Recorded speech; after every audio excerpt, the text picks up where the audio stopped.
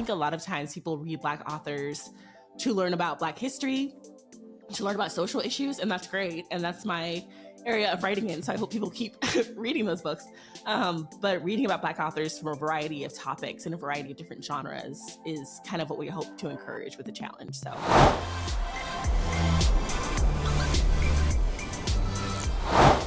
Hey y'all, welcome to another episode of The Happy Hour. I'm so happy that you're here watching on YouTube.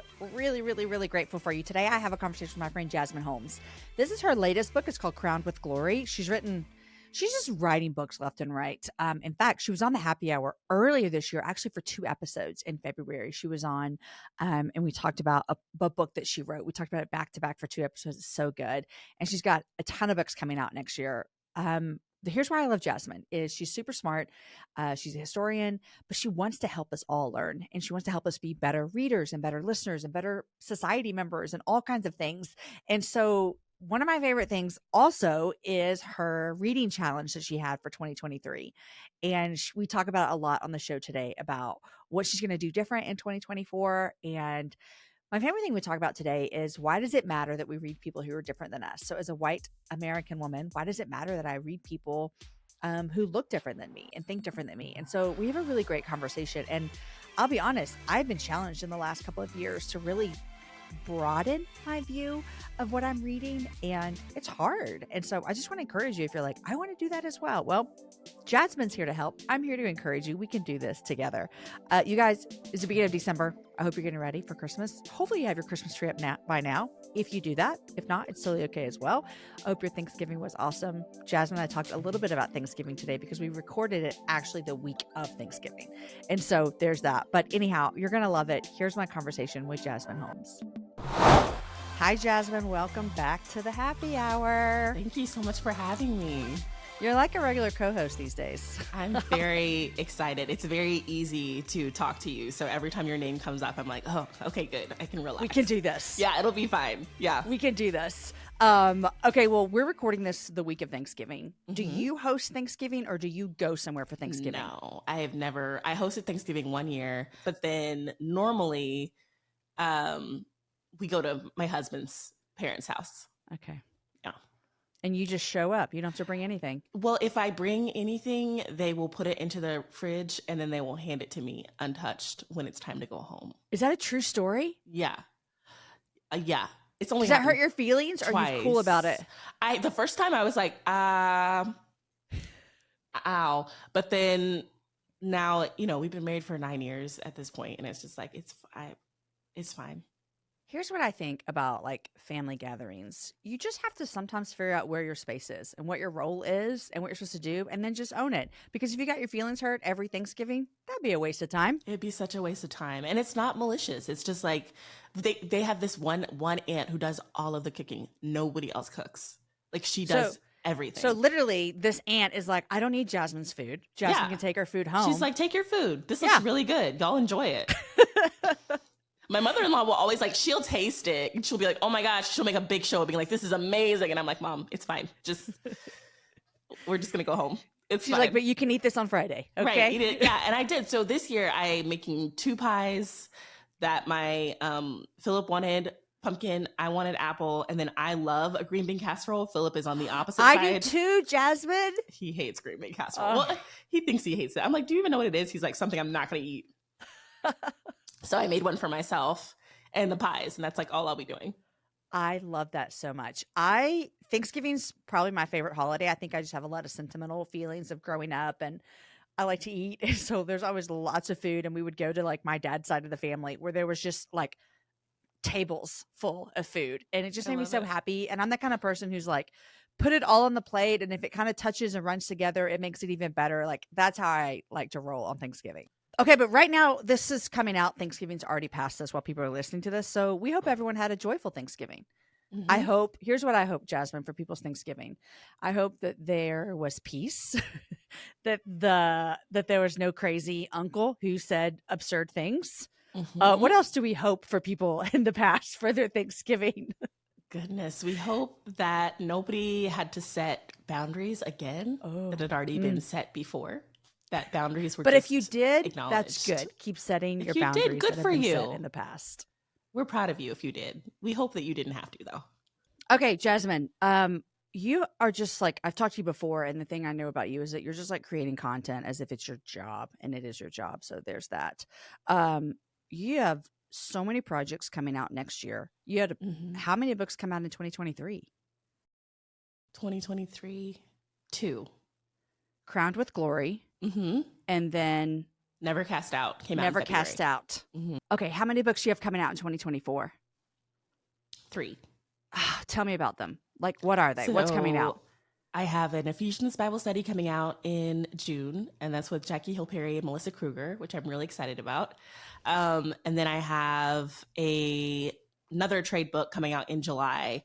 It was the part of the 2-book deal for Crown with Glory, and that's from Baker. And then I have a children's book coming out in August about Lulu Fleming.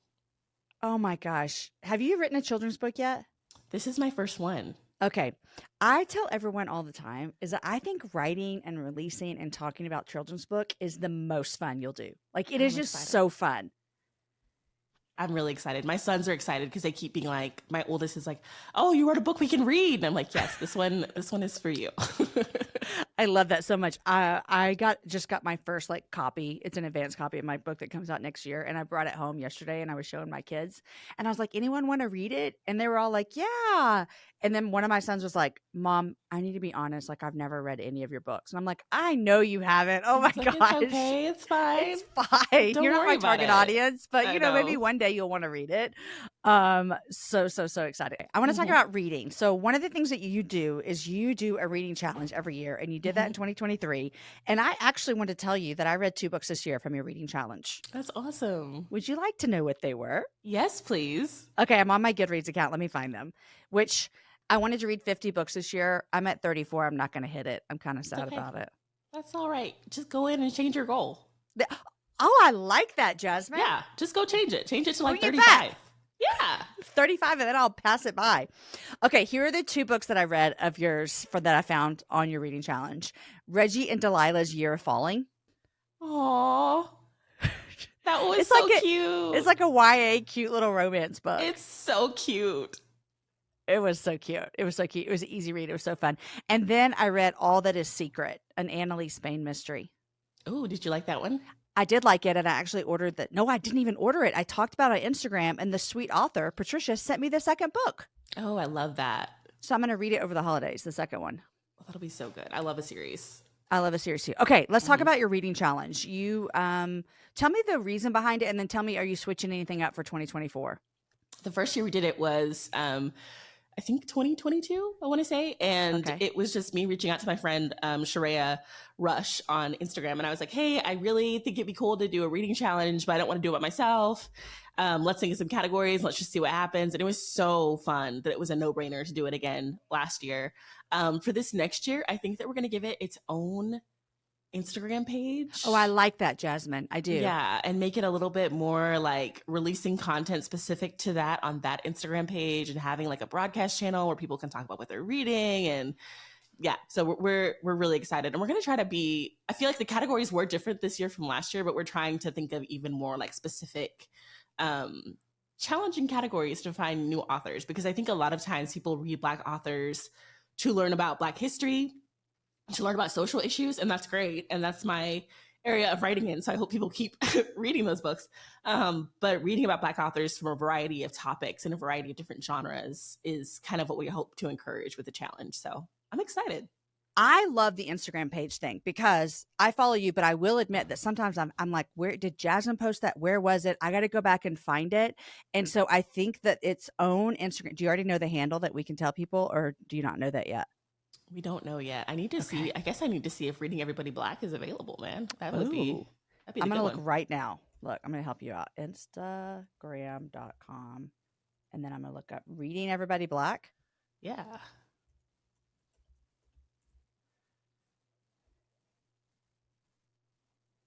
I think it's available. It is available. There's hashtags and they're all yours. It is available. You need to snag that today. I'm going to get it. I don't know how to do that right now, but I'm going to do it. Do it when we're done talking, and then everyone can go follow it. Send it to me. I love that idea, and I think it's been so helpful. Now, I want to ask you this question.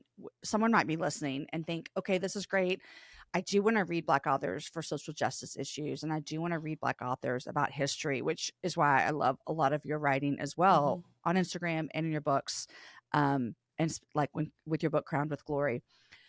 But some people might think, what's the big deal about finding Black and brown authors? Like, can't I just read whoever I want? Can you speak to maybe like our listeners who are not Black or brown, who are maybe growing up with white parents and their majority of people around them are white? Why does it matter that we kind of read authors who don't look like us?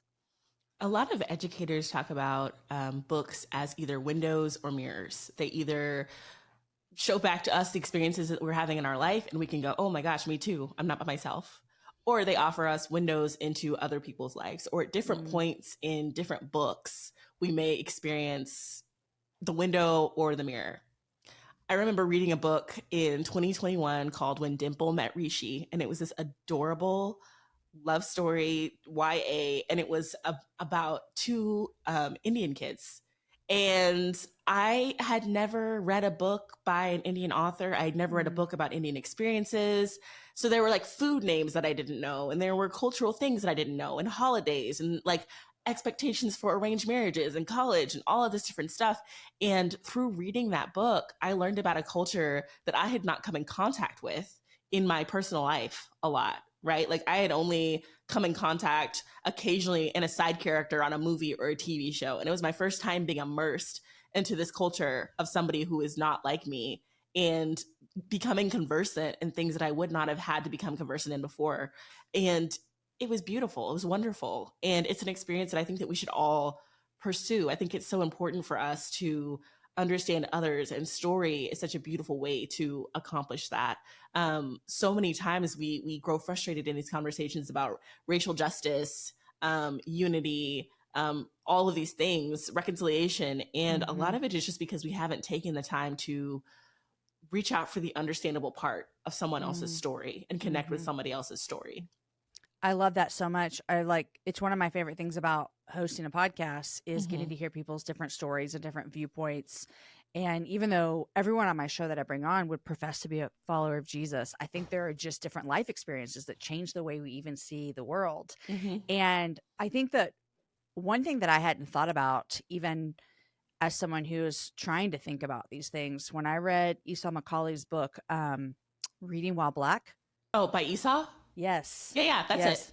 When I read that book, it was like I remember reading that going, wow, there's so much that I even read in it was a lot about scripture. There's so much that I read in scripture that I would have never realized is through my lens as a white American woman. And I think that sometimes, especially majority culture of person like me who's white, it's hard to even see that until someone shows us. And so I think it's so important. And I want to ask you, as a Black woman, you do a lot of this work to try to help educate and tell people, hey, let's look at this through a different lens. How is the feedback that you get from, I want to ask you from two different groups, from Black women versus white women. What's the feedback that you get from women when you're trying to say, hey, let's read new authors. Let's look through different lens. What is the feedback that you get? What were the two different? Black women and white women. So from Black women, it's just fun. It's like a party. That's the feedback of just like this joyous experiencing of our stories. It's wonderful. I really enjoy hearing from Black women because 90% of the time it's just like I've been seen. Like somebody has noticed me. Somebody has, remembered me, right? And it's lovely, wonderful, glorious. I love it. From white women, it's often, sometimes it's a little bit of the same, right? Of like you read a book like Reggie and Delilah, and it is by a Black author and it's about Black characters, but it's still a love story, and it's like sweet and an opportunity to just find an experience that we so relate to. But then other times I had no idea, and I would have never known if I didn't pick up this book. I would have never considered this perspective, which is not, I think people think about that admission as saying something bad about them, but really none of us is going to consider a different perspective unless we expose ourselves to different perspectives. And so I think even taking the step into this challenge is really empowering for a lot of people to be like, oh, I can read hard things. I can read different things. I can change my mind. I can broaden my perspective. And there's power in that for sure. There is power in that. And I always like to remind myself and other people and listeners is that often you don't know what you don't know until you know it, you know? Mm-hmm. And so it's not an excuse for poor behavior often, but you can go, you know what? I didn't know what I didn't know. And I'm going to give myself a little bit of grace. But now that I know, I can do better, you know? Absolutely. And I think that's what has always been helpful for me as well as going like, wow, I can beat myself up that I have never spent time reading specific authors or ideas, or I can give myself grace and move forward and keep reading them. Mm-hmm. I'm going to ask you may have to look it up. You read like a million books a year. I want to ask you, what are some of your favorite books you read this year? I read, so recently I had never read For Colored Girls before. And that was an amazing experience. It's just so interesting how something that's like so old can still feel so present. It's not an easy read. It is rough, but it is also beautiful. And I listened to the audiobook, and Tandy Newton narrated it, and it was so gorgeous. I was introduced to a new author this year. Let me find his name because I keep forgetting it. It's like I'm so bad with like when people have three names. Do you know what I mean? What was the But first it's book you William said? Melvin Kelly, and he was like a contemporary of Toni Morrison. Never had heard of him, and he writes this absurdist literature, or at least the story that I read was absurdist. It's about a town, like a state in the South. I don't think he says which state it is, but all of a sudden one day the white people wake up and the black people are like leaving. And it's all from the perspective of the white folks being like, where are the black people going and where are they leaving? You know, and it's I think he wrote it in the 60s, but that was really, really interesting. What was the book called? And then let's see, what else have I read? I've read so many good books this year. It's been a really good reading year. I've actually read more this year than I read the last 2 years. Black Folk by Blair M. Kelly. It's about the Black working class. So good. And the audiobook is narrated by Anika Noni Rose, which is amazing. I read Men We Reaped by Jasmine Ward this year. This is my first year ever reading Jasmine Ward, and she is incredible. And she's a Mississippi author, which I love. I actually got to meet her a couple weeks ago, and it was really cool. Let's see. Let me see some fiction. Yonder by Abari Asim, another one that was a really difficult read. It is a kind of a speculative story about slavery, and the quest for freedom, and also like this beautiful found family story in there. It starts out rough. Like after the first chapter, I was like, I don't know if I'm going to be able to Okay. But it's very good. Invisible Things by Matt Johnson, again, like an absurdist. These astronauts are on a mission and they get caught by this colony of people from Earth who live on a colony in space that nobody on Earth knows about. Okay. And the colony has been abducting people for the last like 200 years. It's so weird, but like so fun. Let's see, one more. Probably The Fifth Season by N.K. Jemisin.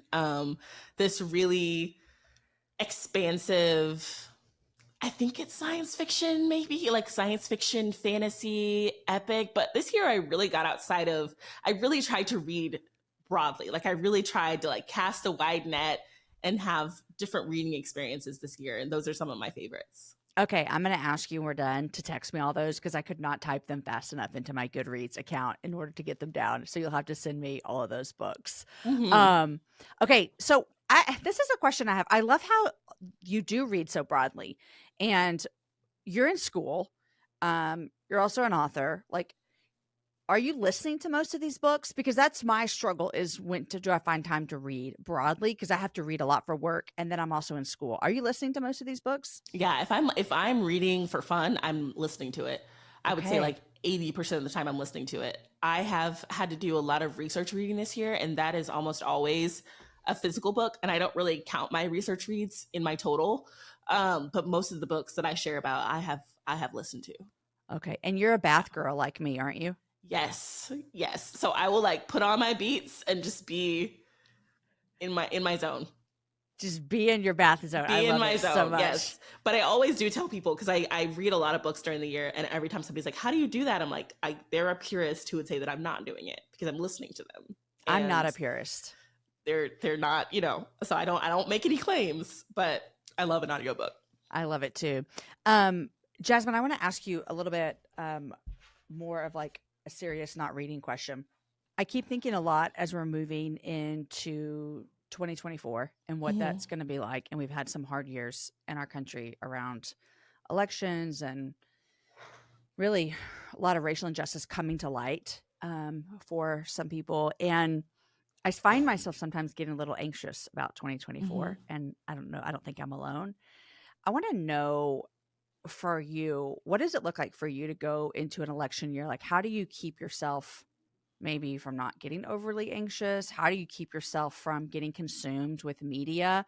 There's just, even currently at the end of 2023, I mean, there's wars going on, there's civil injustice, there's all kinds of things happening, and it can get a little consuming.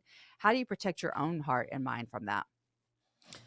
Realizing what I can and can't control is a huge part of it. I could spiral out about so many things that are just outside of my control. And so finding little ways to do things, they're like, hey, I cannot stop what's going on in X place right now, but I can write my senators. I can call my senators. I cannot stop what's going on in Y place right now, but I can vote with my dollars. I cannot put my money in this place. I can put my money in this place instead. Maybe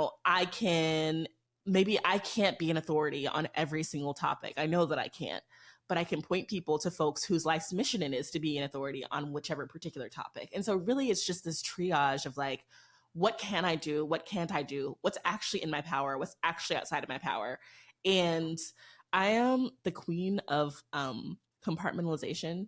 Wow. So somebody told me the other day, so funny. They were like, so how do you like not be a people pleaser? And I was like, I don't have time to be a people pleaser. She was like, that doesn't help me. And I was like, I know, I'm sorry. Yeah.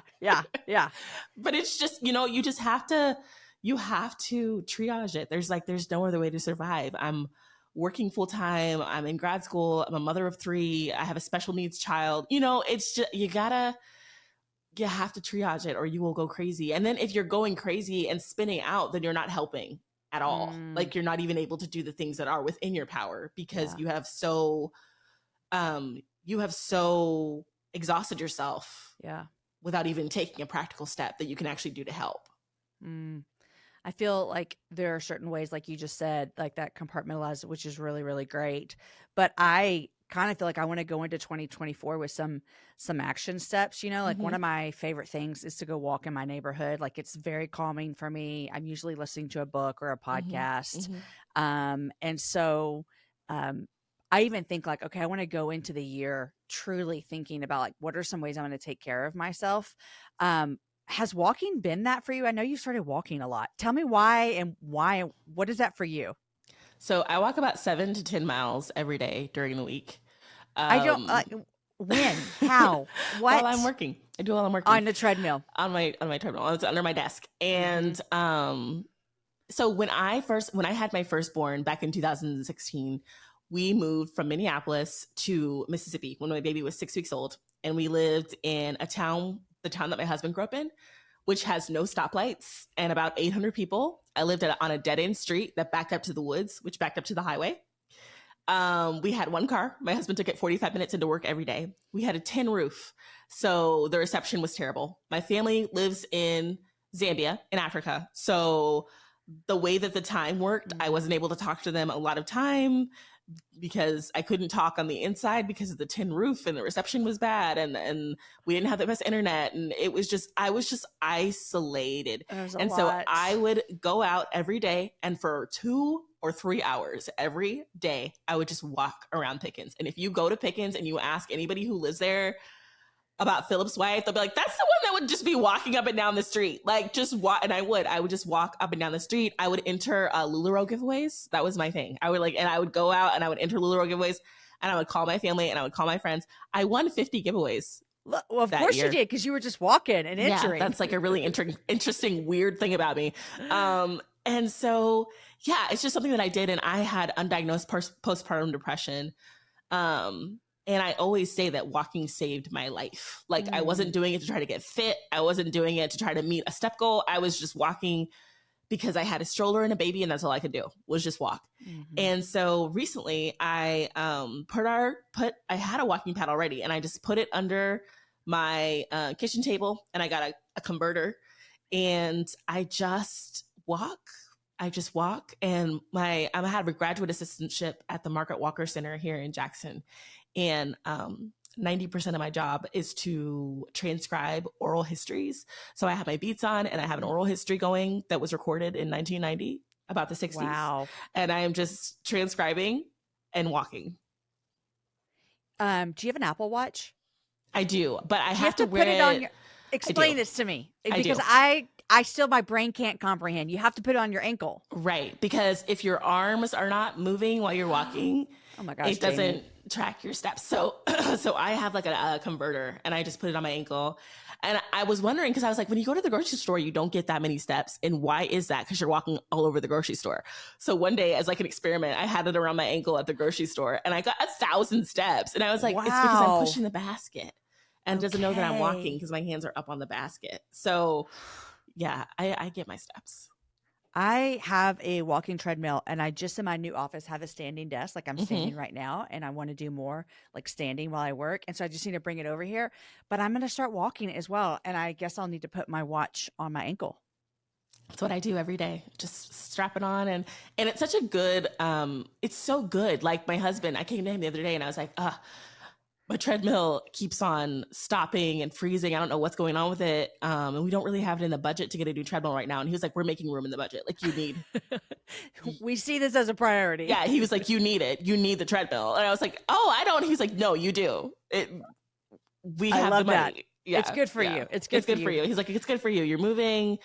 It's great. It's great for, I have, like for my blood pressure, for my mental health, for all kinds of things. So I have seen so much, and maybe it's because I'm looking for it more, or maybe the Instagram just knows I'm talking about it more. I've seen so much stuff this year, particularly on how helpful walking is for you. And I was listening to a podcast the other day, and Dr. Moore goes on walks in his neighborhood. I was listening to a podcast with Lecrae, and he's like, yeah, I love to go walk in my neighborhood to decompress. And I'm like, look at all of us walking for our mental health. It's so great. People used to walk so much more. Yes. People used to have to walk to get places. And when I visit my family in Zambia, people are walking like I'm going to walk to the grocery store. And it's not like down the street. It's like, I remember we went on a safari one time and we were like out in the middle of nowhere and this guy was just walking. I was like, where is he going? Like, I don't even know, but it's just such a different lifestyle and way of being that I think that we've lost in our like sedentary jobs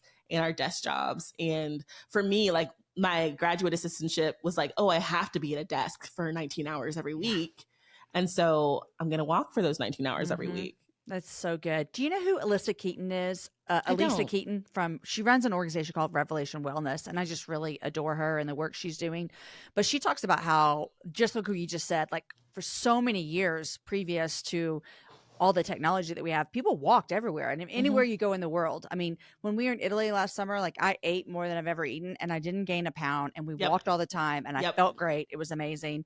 But she talks about how we have people who are like, work out. So like, let's say I went and worked out for an hour every morning, but then I sat at my desk for 8 hours. That's actually not good for us at all. Even though I got my 1 hour workout in, I'm like sitting sedentary for 8 hours.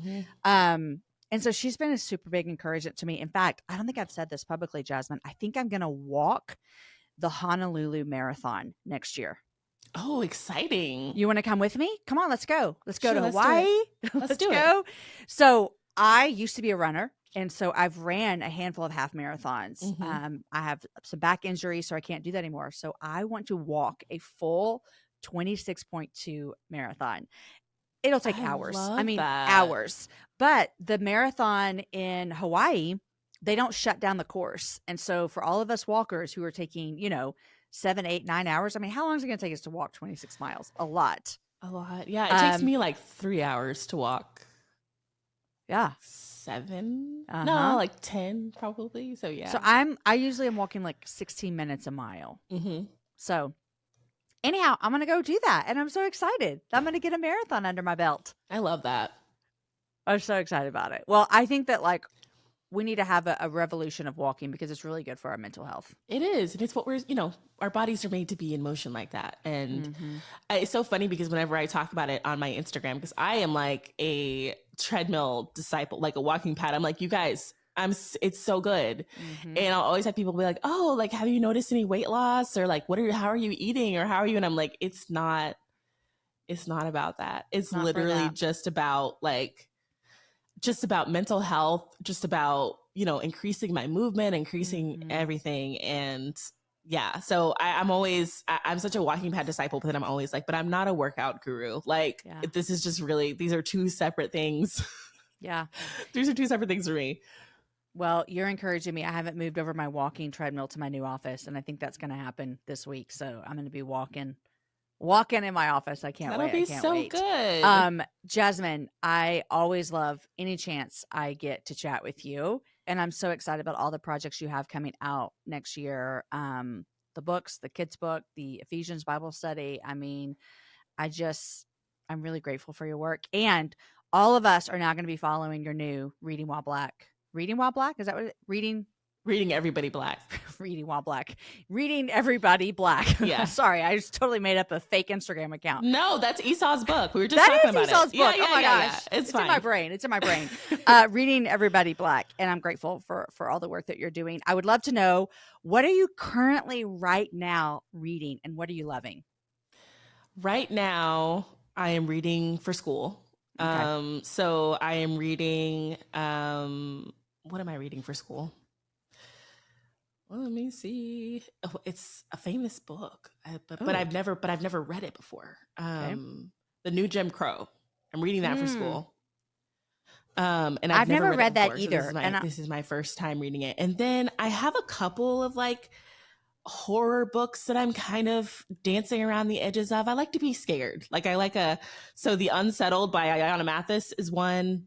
And then there's another one called The Reformatory by Tananarive Due that I've started, but I haven't really finished, but I'm in the middle of school right now. And I'm like, once I get done, I think that I'll be ready to just dive in. I love like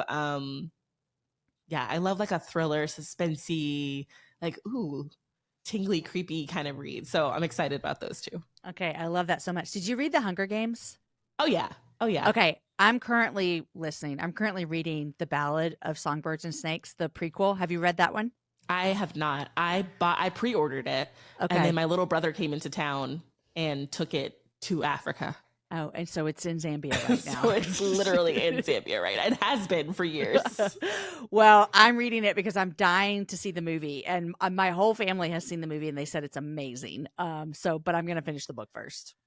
Yeah, that'll be awesome. The movie looks really good. I know they said it's really, really good. It does. Jasmine, happy Thanksgiving. Happy early Christmas. We didn't even talk about Christmas, but it's around the corner. So I'm just really grateful. It's around the corner. I can't believe it. Grateful for you coming back on the happy hour. Thank you so much for having me. Hey friends, I hope you love this conversation as much as I did. To make sure that you never miss any of the happy hour conversations, go ahead and hit the subscribe button below to make sure you're notified every time we release a new episode. And if you want more content today, click on those videos over there. I think you're going to like them just as much as you like the one today.